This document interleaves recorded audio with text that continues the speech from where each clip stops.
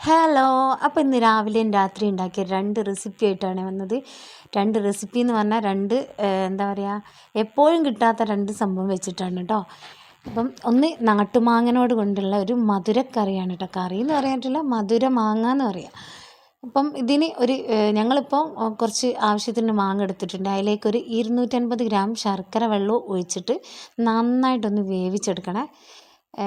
വേവിച്ചെടുക്കുക എന്ന് പറഞ്ഞാൽ അത്യാവശ്യം മാങ്ങാൻ്റെ ആ തൊലിയൊക്കെ ഇങ്ങനെ പോകുന്ന രീതിയിൽ ഉള്ളിലേക്കൊക്കെ നല്ലോണം മധുരം കടുക്കുന്ന രീതിയിലാവണേ.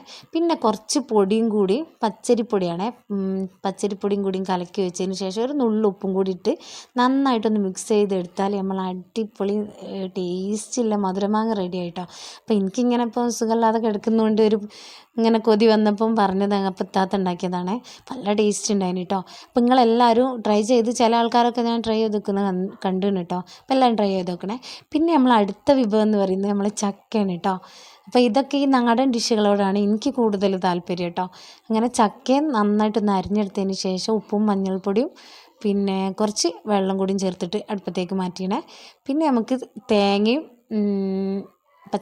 കാന്താരി, ചെറിയ ജീരകം, ചെറിയ ഉള്ളി, വെളുത്തുള്ളി, കുറച്ച് കറിവേപ്പിലയും കൂടി നന്നായിട്ട് മിക്സിയിൽ ഒന്ന് അരച്ചെടുത്ത് മാറ്റി വെക്കണേ.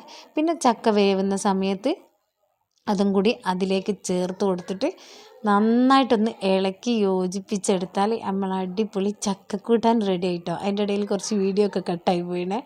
അപ്പം വീഡിയോ എല്ലാവരും ഫുള്ളായിട്ട് കാണുക. സബ്സ്ക്രൈബ് ചെയ്യാത്തവരൊന്ന് സബ്സ്ക്രൈബ് ചെയ്ത് സപ്പോർട്ട് ചെയ്യണേ.